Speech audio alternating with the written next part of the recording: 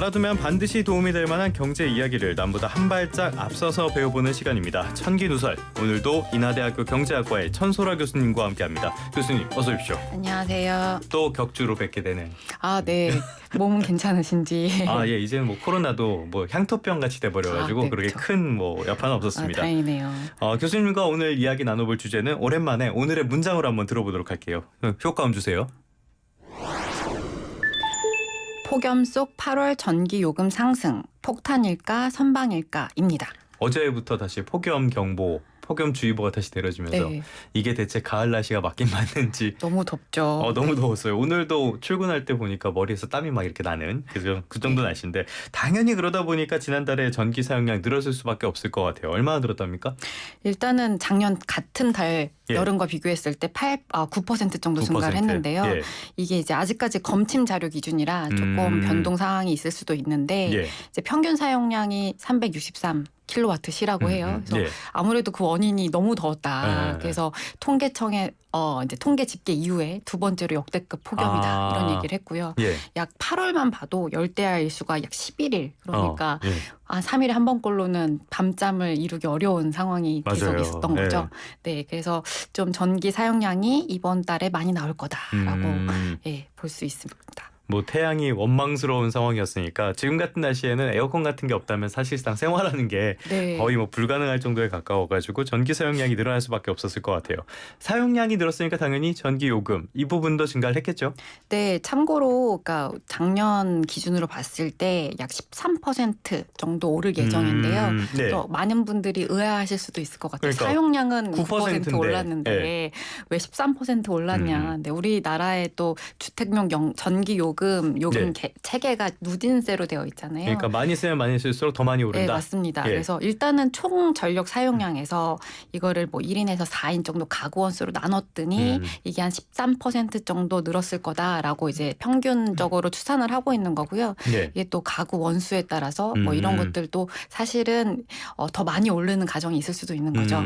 그래서 이게 뭐 누진세에 대해서 사실은 많은 그 얘기들이 오고 가는데 어쨌든 대법 판결에서는 이게 그 위법 사항은 아니다라고 예. 얘기를 하고 있고요. 그래서 원래는 이게 6단계였어요. 네. 근데 이제 2016년에 이거의 부담을 좀 줄이자 해서 이제 구간을 3단계로 나눴고 그래서 뭐 300kW시 그다음에 뭐 450kW시 1단계, 2단계, 3단계 네. 그리고 이게 단계별로 요금이 말씀하신 것처럼 쓰면 쓸수록 많아지는 구조거든요. 그래서 1단계랑 3단계랑 차이가 약 한 그래도 3배 정도 이상 나는 구조인 거죠. 그러니까 선풍기만 돌리면은 한 100원 낼 거, 네. 에어컨에다가 컴퓨터까지 있으면 한 300원 내야 된다. 네, 맞습니다. 알겠습니다. 그런데 이거 다 오고 나서 여러 가지 분석들이 엇갈리는 것 같아요. 한쪽에서는 전기료 폭탄이다 이렇게 네. 밖에 생겼다 우려하는 목소리도 나오고 다른 쪽에서는 굉장히 폭염이 심한 상황에서 선방했다. 네. 왜 이렇게 의견이 엇갈리는 겁니까? 말씀하신 것처럼 두 번째 의견은 한전에서 발표된 자료에 있는데요. 일단은 이게 예. 우리가 비싼 거냐라고 했을 때 국제적으로 비교를 해보자. 왜냐하면 우리가 들여와서 사오는 전기는 결국에 뭐 도매가를 반영을 할 텐데 이게 해외 천연가스 가격이 연동되는 부분들이 그렇죠, 있잖아요. 그렇죠. 예. 뭐 도매가가 SMP라고 부르는데 이런 것들을 생각을 해보면 지금 우리가 사용량을 다른 나라에서 냈으면 얼마를 냈을까 이런 자료를 발표했거든요. 그래서 한국이 지금 64,000원 정도 되는데 호주 같은 경우에는 11만 원 그리고 프랑스 14만 원 그리고 독일 같은 경우에는 18만 원 정도까지 그러니까 이게 우리가 다른 나라에 살았으면 훨씬 더 많은 돈을 냈었기 때문에 이게 우리가 역대급으로 덥지만 그래도 선방했다 이런 의견이 있는 거고요. 뭐 한전 얘기네요. 네, 그리고 이제 소비자 입장에서 봤을 때는 그동안에 전기료 쌌는데 왜 갑자기 이렇게 비싸게 나왔냐. 그래서 우리가 한 시기적으로 보면 이게 과거에는 쌌지만 지금 많이 올랐기 때문에 2023년만 해도 한 21원 정도 오른 거잖아요. 그렇죠, 그래서 그렇죠. 이게 지금 전기료 폭탄이다 이런 얘기가 양쪽 입장이 엇갈리고 있는 측면이 있는 거죠. 뭐 여전히 전기 요금이 그렇게 국제적으로 봤을 때 비싼 편은 아니고 뭐 간밤에 뉴스 보니까 캘리포니아 같은 데는 전기 요금이 뭐 거의 폭탄이었다 난리 났다 뭐 이런 보도도 있었던 걸 봐서는 양쪽의 의견이 조금 더 다 일리가 있는 것 같습니다. 네. 청취자분들도 의견이 있으시면은 우물정의 0945로 많은 의견 보내주시기 바라겠습니다. 그렇다면 교수님께서는 이 전기료 폭탄이냐 아니면 선방이냐 어느 쪽이 좀 더 공감이 되시나요? 제가 저도 고지서를 받는 입장에서는 물론 물론 이제 가계부를 써야 되기 때문에 물론 폭탄은 맞는데 이게 사실은 우리가 이게 계속 고지서를 받는 물가 품목이기 때문에 네. 오히려 체감 물가에 굉장히 민감할 수가 없잖아요. 그렇죠. 다 바로바로 보이는 네. 거지만. 근데 이게 사실은 지금 올리지 않으면 이게 내 아이가 될 수도 있고 미래 세대의 재정 부담으로 갈 수가 맞아요. 있는 거죠. 네. 그래서 이게 사실은 전기를 생산하는 지역도 뭐 지방에서는 전기를 생산하기도 네. 하는데 이게 한전에서는 전기만 파는 게 아니라 뭐 예를 들어서 전력망을 구축하고 그렇죠. 그리고 예. 송전망이라든지 어떤 뭐 여러 가지 시설들을 지원하는 사업비도 내야 되는데 사실은 지금 계속 누적된 적자가 계속 지속되어 있기 때문에 지금 올리지 않은 거 나중에 또 한꺼번에 올려야 되는 상황이 있을 수 있는 거죠. 네. 근데 이런 것들은 사실 고지서로 나중에 지금 당장에는 실현되지 않는 부분이기 때문에 나중에 지금 낼 것이냐 아니면 나중에 더 큰 돈으로 막아야 될 것이냐 이런 것들의 선택의 문제가 있다.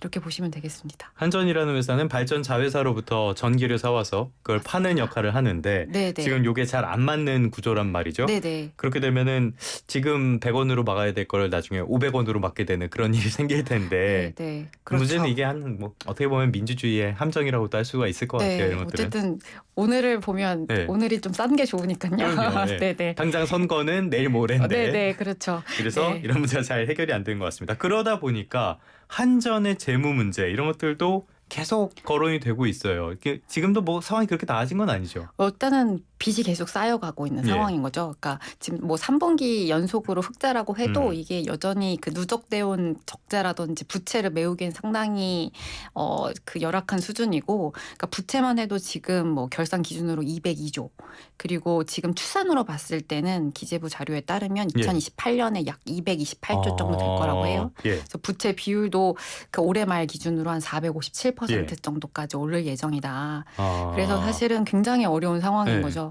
네, 더 이상 요금을 올리지 않으면 사실 재무 구조상으로 네. 사기업 같은 경우에는 계속 팔면 팔수록 적자면 사업 접어야 되는 건데. 그럼요. 예. 네, 그래서 지금 굉장히 어려운 상황임은 확실하다라고 볼 수밖에 없습니다. 근데 이렇게 적자가 나오고 재무 구조가 안 좋아지면은 어찌됐건 그 부분을 빈 공간으로 둘 수는 없을 것이고 그런 것들 네. 어떻게 외우고 있습니까? 지금 어쨌든 여러 가지 뭐 예전에도 저희가 한번 언급을 네. 했었는데 뭐 자체 구조 조정도 노력을 하고 있는 거죠. 그래서 예. 뭐 퇴직기를 빨리 하겠다, 뭐 명태도 신청을 받는 상황이긴 하고 어쨌든 이게 올리진 않았어요. 올리지 않진 않은 거죠. 그래서 네. 그 작년만 해도 그래도 21원 정도 올렸는데 사실 그게 2022년에 그 한전에서의 경영 뭐 보고서에 따르면 한 56원 정도 올렸어야 됐다. 킬로와트 뜻이다. 예. 결국 절반 정도도 못 올린 거죠. 그래서 계속 적자는 쌓여가고 올렸지만 그래도 현실화까지는 굉장히 먼 얘기다. 이렇게 보시면 되겠습니다. 그러다 보니까 채권도 계속 발행해가지고 네, 채권 시장도 이상해지고. 네, 맞아요. 네. 그래서 그게 사실은 그 채권 시장의 교란자다 이런 얘기를 하거든요. 그래서 한전 같은 경우에 사실 그동안 그 등급이 트리플 A인데 네. 이게 자꾸 많이 발행을 하다 보니까 오히려 회사채들이 구축되는 이런 효과가 있는 거죠. 그러니까 그쪽으로 한전채로 다 몰려가가지고 네네네. 회사채로 손이 안 가는. 네, 그래서 네. 예전에 뭐 IB 이런 회사들과 한국에 대해서 경제 상황을 물어볼 때 한전의 재무 구조에 대해 많이 물어봤었거든요. 왜냐하면 예. 이거 자체가 채권 시장을 이해하는 가장 큰 축이기 때문에 그래서 우리가 전기요금에서 끝나는 게 아니라 말씀하신 것처럼 이게 물가에 전가되는 것도 맞고 네. 이게 또 국채 시장에서 채권을 많이 발행해서 결국에는 금융시장을 조금 더 교란시킬 수 있는 요인으로 작용할 수 있다. 이렇게 보시면 될 것 같습니다. 그러면은 이 전기 요금을 올리긴 올려야겠네요. 네, 올려야죠. 얼마나 올려야 됩니까? 일단은 아까 말씀드린 것처럼 그 정상화까지는 2020 이것도 한 작년에 발표한 내용이니까요. 예. 56원이라고 얘기했는데 지금 계속 뭐 적자가 늘어나고 있기 때문에 좀 더 늘어나지 않았을까 싶고요. 지금 계속 그래도 항상 한 번에 올릴 수는 없고 그래도 분기별로 올릴 수 있는 상한선들이 있거든요. 네. 그래서 이제 그런 것들을 단계적으로 좀 조정해 나가야 되지 않을까. 지금 뭐 소비자 물가는 그래도 이제 8월에 발표된 7월 소비자 물가가 2% 그렇죠, 떨어졌잖아요. 그렇죠. 예. 그래서 그런 것들을 봤을 때는 이제 조금 폭염이 지나가면 그래도 좀 정상화에 대한 논의를 본격적으로 할 필요가 있겠다 이렇게 보고 있습니다. 조금 전에 물가 말씀을 해주셨는데 이렇게 전기요금을 정상화하게 되면은 당장 눈에 보이는 소비자 물가 지표라든지 이런 것들이 네. 급등할 그런 우려는 있잖아요. 네. 이런 것들 그래서 정부가 더더욱 꺼리는 것이 아니냐 이렇게 하는데 분위기는 좀 어떻습니까? 어쨌든 2%대로 내려와서 네. 이제 물가 때문에 못 올린다 이런 얘기는 좀 들어간 것 같고요. 근데 항상 이게 마지막으로 이게 한전에서 이사회에서 얘기를 하고 그다음에 이제 산업부 장관이랑 기재부 장관이랑 합의를 하게 되어 있는데 또 이제 추석도 다가오고 배 가격이 한 120% 네. 올랐다 이런 얘기 나오면 사실은 굉장히 올리기 정치적으로 이게 어려운 상황이거든요. 네. 민심이 또 네. 이제 막 어지럽다 이런 얘기를 할 수가 있고 일각에서는 이게 전기라는 게 결국에 우리도 사와서 파는 구조인데 그렇죠. 이게 정치적 상황에 계속 이렇게 디펜드하게 되면 이게 정상적인 어떤 재무 구조 네. 계산을 깨하기 어렵다. 이런 것들도 사실은 고려를 해봐야 될 상황인 거죠. 지금 네. 대통령이나 지지율도 안 좋은 상황에서 이거를 네. 올렸을 때 그 부담이 클 테니 또 꺼릴 수밖에 없을 것이다. 네. 그렇다면은 어느 정도 이렇게 올리긴 올리더라도 취약계층의 부담을 최소화하거나 이런 방안은 뭐 현실성이 없다고 보시나요? 어쨌든 이게 우리가 전기료는 모두 다 쓰는 전기인데 예. 이게 모두 다 쓰는 전기를 낮은 가격으로 수준을 유지하는 것이 맞는가? 아니면 이것을 정상화시키되 어려운 뭐 에너지 취약계층이라든지 복지 사각지대에 있는 분들을 따로 선별적으로 도와주는 게 난가? 이렇게 선택을 해야 될 문제일 텐데 어쨌든 전기라는 것도 우리가 자체 생산을 하는 구조가 아니고 그렇죠. 수입해서 이것을 또 발전사에서 또 한전에서 또 소비자에게 파는 이렇게 이중적인 구조가 되어 있는데 정상화는 정상화대로 가되 또 복지 정책은 복지대로 가는 이런 것 투트랙으로 가야 되지 않을까 생각하고 있습니다. 알겠습니다. 정상화도 필요하지만은 이렇게 정치적인 부담과 더불어서 취약계층에 대한 부담도 이런 것들도 있어가지고 상당히 좀 이것도 고차원 방정식이 아닌가라는 네. 생각이 듭니다. 전기요금 이야기는 여기까지 하고요. 다음 주제로 가보겠습니다. 이번에는 준비한 파일부터 듣고 오겠습니다. TMF 사태의 재발을 막기 위해서 정부가 법 개정을 추진하기로 했습니다. 자사 제품 우대나 끼어 팔기 같은 불공정 행위를 금지하는 한편 일정 규모 이상의 온라인 중개 거래 플랫폼은 대규모 유통업자에 포함시키고 정산 기한 준수를 의무화하기로 했습니다. TMF 사태, 이놈의 TMF. 이게 벌써 공론화된 게 7월 중순이니까 한 달 반 정도 지났는데 뭐 문제, 피해 같은 것들은 별로 해결되지는 않고 있는 것 같아요. 정부 여당이 제2의 TMF를 막기 위해서 법 개정에 나서겠다라고 나온 것 같은데 어떤 내용들이 담겼습니까? 어제죠. 그러니까 이제 플랫폼 공정거래 촉진을 예. 하자. 그래서 TMF 사태 재발 방지위원 당정 합의회가 있었거든요. 그래서 예. 지금 뭐 논의 중인 거고 이게 예. 법 제정을 추진하겠다. 그래서 그 골자는 크게 두 가지인데 예. 이제 어쨌든 이러한 그 대규모 시장 지배력에 있는 어떤 사업자들을 유통거래법으로 우리가 규제를 예, 하겠다. 그래서 대규모 유통업법을 개정해서 거기 안에 이제 정제 상거래업자를 포함하는. 예. 그리고 두 번째는 이 사람들 이러한 그 사업체가 공정거래법을 위반하지 않았는지 예. 여기 안에 뭐 플랫폼 사업자들이 많이 하는 행위들이 들어가는 거죠. 그래서 이런 것들을 당정 협의회를 어제 했고 그리고 이것들을 어떻게 개정할지 네. 구체적인 안을 결정해서 조속히 진행하겠다 이렇게 나온 상황입니다. 아직 뭐 그러니까 구체적인 안이 만들어진 건 아니고 네. 앞으로 논의해서 국회에서 또 논의를 이어가겠다 네. 이런 정도로 볼 수 있겠네요. 일단은 뭐 상황을 보는 것 같아요. 일단 얘기를 하고 이제 어쨌든 예. 그 업계 반응이라든지 뭐 소비자 반응이라 이런 걸 좀 지켜보고자 하고 있는 것 같습니다. 알겠습니다. 대규모 유통업법. 그렇다면 지금까지는 티몬이라든지 위메프 같은 이런 곳들은 대규모 유통업체가 아니었다는 뜻이 되는 건가요? 네, 전자상거래업자였죠. 네. 예. 그러면 대규모 네네네. 유통업체로 분류하겠다. 그렇게 되면 뭐가 달라지는 거예요? 어쨌든 이제 아까 말씀드렸다시피 우리가 유통업자 하면은 그 보통 뭐 대형마트, 예. 뭐 백화점 이런 것들이 속해 있잖아요. 예. 여기 안에 이제 이커머스, 전자상거래업자들도 일부 포함을 시키겠다 이런 내용이고 이게 또 아무나 다 포함시키는 건 아니고 조건들이 좀 까다롭습니다. 네. 그래서 아직 구체적으로 어떤 안을 확정하겠다는 아니고 1안도 있고 2안이 있는데 예. 1안 같은 경우에는 뭐 중개거래 수익이 100억 원 또는 중개거래 금액 자체가 1,000억 원 이상 사업자. 예. 그리고 이하는 조금 더 높여서 수익이 1,000억 원 이상, 거래 금액이 1조 원 이상 뭐 이런 것들을 포함시켜서 이제 유통업법으로 다스리겠다 이런 얘기인 거죠. 그래서 그동안에 이 소매 판매업에서 적용되던 뭐 정산 주기 그러니까 네. 예를 들어서 티몬이나 위메프 같은 경우에는